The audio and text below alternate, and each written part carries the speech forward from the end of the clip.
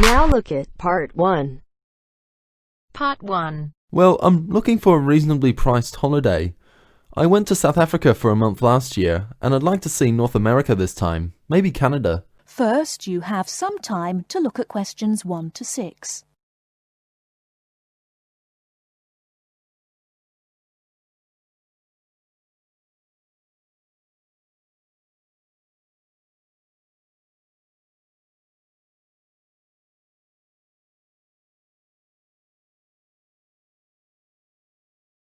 Listen carefully and answer questions 1 to 6.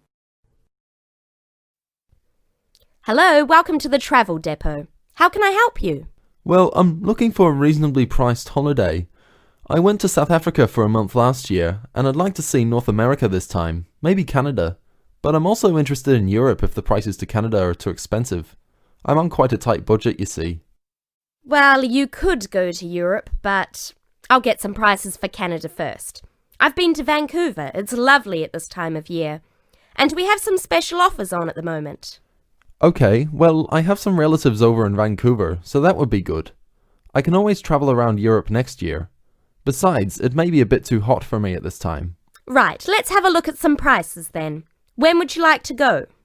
Sometime at the end of next month if possible, but I'm quite flexible any time between the 24th and the 31st.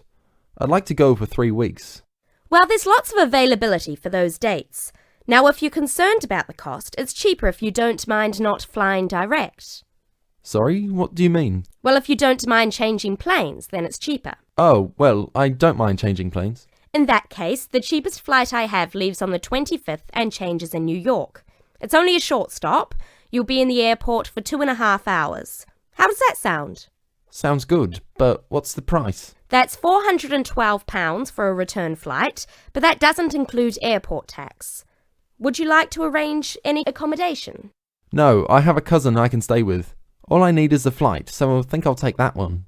Right, I'll just check availability for your return. 3 weeks, did you say? Yes, that's right. Okay, well, there are seats available on the 14th or the 15th. Which one would you prefer? The 14th sounds good. Yes, from the 25th to the 14th sounds fine. I'll reserve that for you then. Can you tell me your name, please? Jim Jackson. Is that Jackson? That's right. And can I take an address and contact number? Yes, it's 10 Allen Road, Oldham. Do you want a home number or my mobile? Either's fine. Well, my home number is 0151 433 398. Okay, so you're booked on flight number VN217 to Vancouver, leaving London Heathrow at 11:35 in the morning on the 25th and returning on the 14th. So that's 20 nights. Now, one more thing.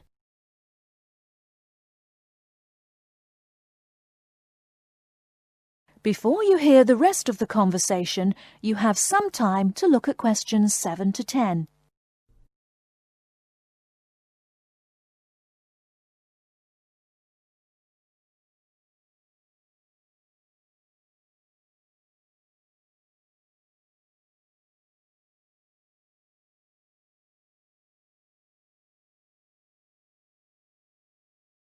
Now listen and answer questions 7 to 10. Now, one more thing. Do you have any travel insurance? We recommend all our clients take out some kind of cover, even though most people don't end up needing it. Most people have it just for peace of mind. Well, what type of cover do you have?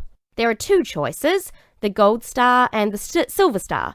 Our most comprehensive cover is the Gold Star, which will cost £21 for the period you are away.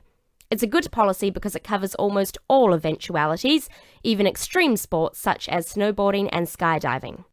What about the Silver Star? That's £18, but it doesn't cover you for any dangerous sports. Well, for £3, I think I'll take the first one. The gold cover, please. Right, and is there anything else I can help you with? Well, do you have any information about what to do in Vancouver? Yes, I'm sure there's something on the computer that can help. Yes. There's a Shakespeare play at the theatre, but at $54 it's quite expensive. That starts at 8 p.m. The City Museum is really popular too, if you like that kind of thing. They have a special exhibition of Japanese armour next month. Entrance is free and the museum is open from 9 to 4:30, Monday to Saturday. Would you be interested in either of those? Oh, well, maybe. Well, I'm sure you can arrange that when you get there anyway. So it's the flight and the Gold Star insurance. That's £433 in total. Can I pay by Visa? Yes, of course. If you start... That is the end of part 1. You now have half a minute to check your answers.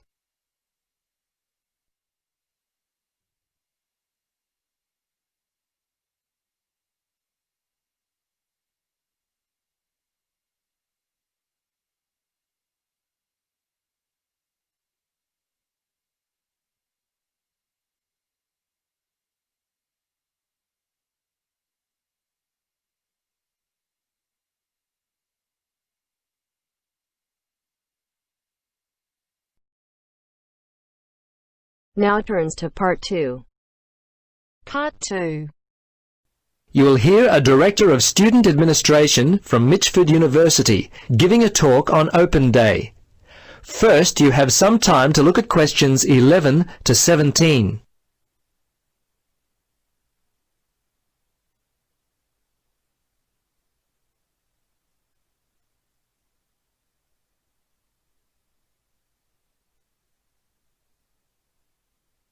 Now, listen carefully and answer questions 11 to 17.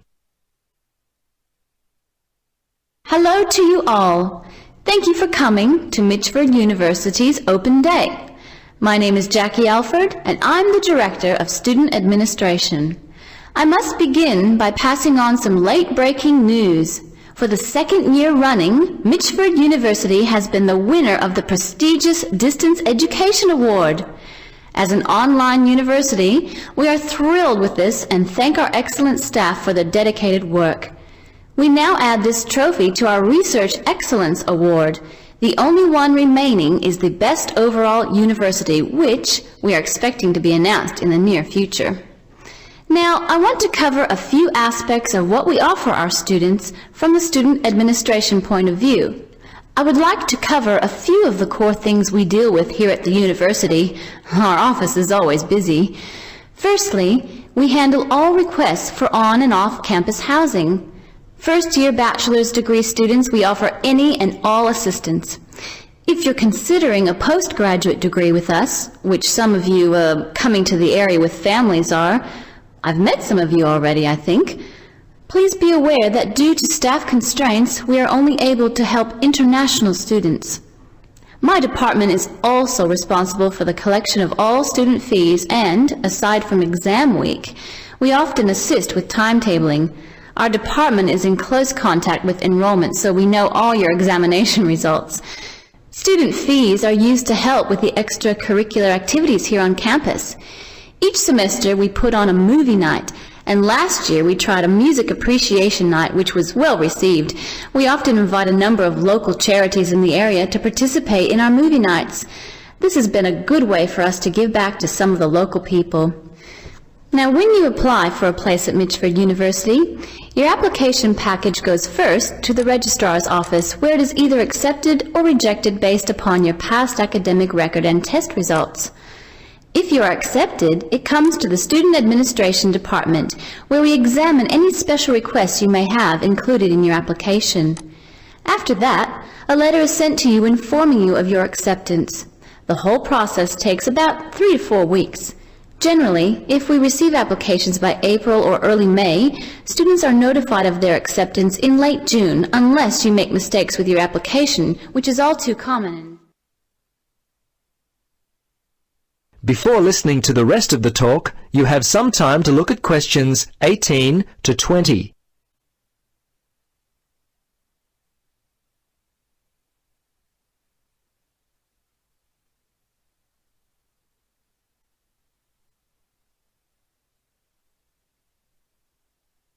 Now, listen carefully and answer questions 18 to 20. Yes, there are things we ask you not to do. Some people forget important information, believe it or not, and we get this most often. Some applicants forget to include a forwarding address. We can't send anything back to them. Another big one is forgetting to include past academic records. Hey, please don't forget them. We've had minor problems with people forgetting to include the processing fee, which stands at $45. Still others leave off the compulsory picture of themselves. Oh, yes, and perhaps the most common mistake people make is sending the application to the incorrect address. Please send the application to our post office box address. Okay, that's enough for me. Any questions?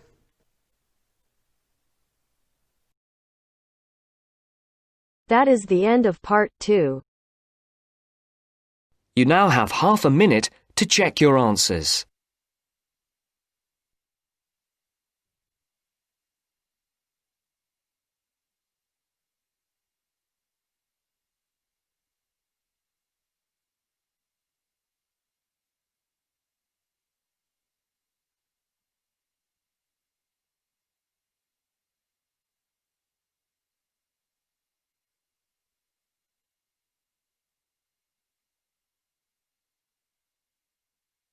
Now turns to part 3. Part 3. You'll hear an introduction about the process of producing stamps. First, you have some time to look at questions 21 to 25.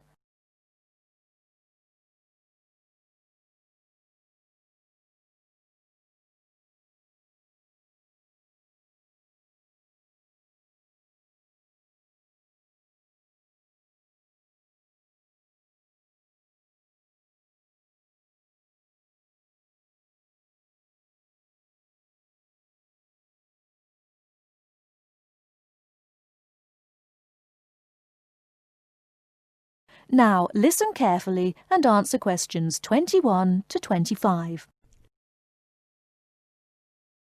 Hello, and welcome to this week's edition of Tell Me More, the programme where you ask the questions and we provide the answers. And we've had a wide variety of questions from you this week. And the subject we've picked for you this week, in response to your many letters, is the production of postage stamps. And as usual, we've been doing our homework on the subject. So, who designs the postage stamps that we stick on our letters? Well, in Australia, the design of postage is in the hands of Australia Post. In Britain, it's the Royal Mail that looks after stamps, and it seems that both countries have a similar approach to the production process. We discovered, to our surprise, that it can take up to 2 years to produce a new postage stamp. Why is that, I hear you ask? Surprisingly, it can't be all that difficult to design a stamp. In fact, it isn't, but it seems it's a lengthy business. Firstly, they have to choose the subjects, and this is done with the help of market research. Members of the general public, including families, are surveyed to find out what sorts of things they would like to see on their stamps. They are given a list of possible topics and asked to rank them.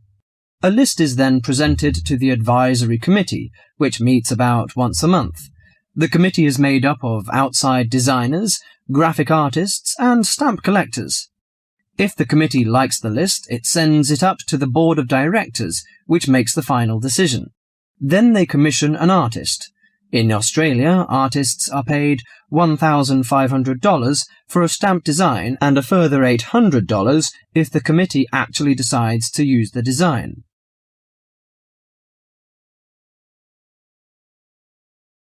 Before you hear the rest of the talk, you have some time to look at questions 26 to 30.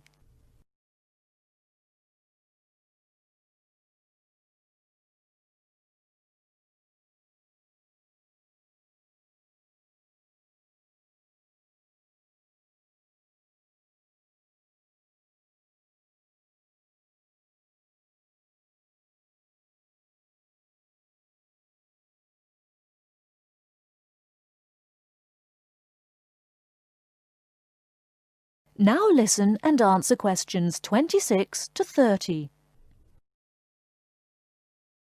So there's a possibility that a stamp might be designed, but still never actually go into circulation.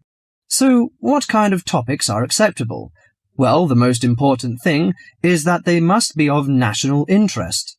And because a stamp needs to represent the country in some way, characters from books are popular, or you often find national animals and birds.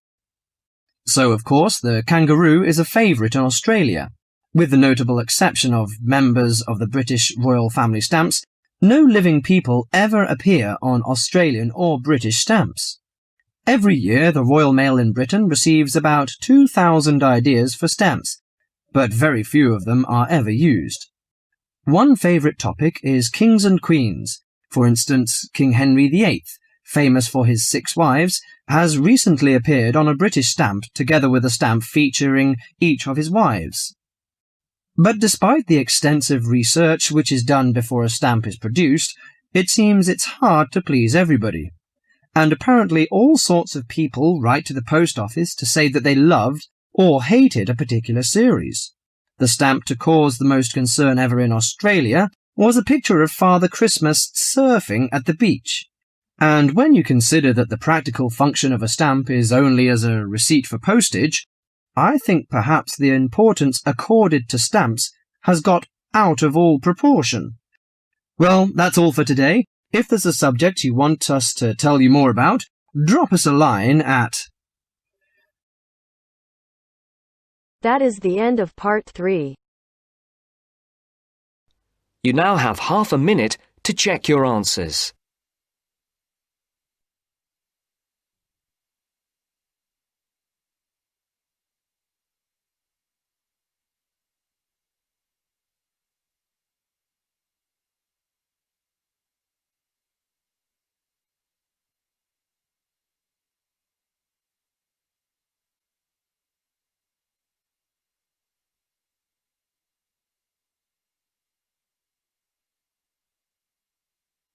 Now turns to part 4. Part 4. You'll hear a lecture on human civilization. First, you have some time to look at questions 31 to 40.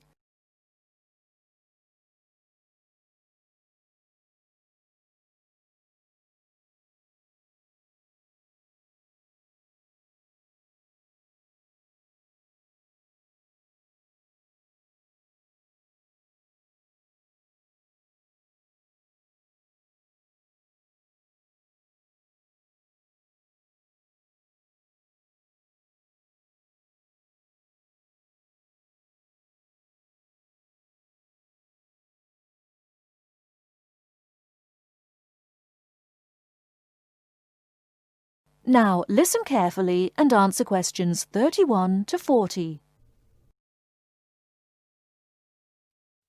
Today in our History Series lectures, Professor Smith is going to introduce the history of human civilization.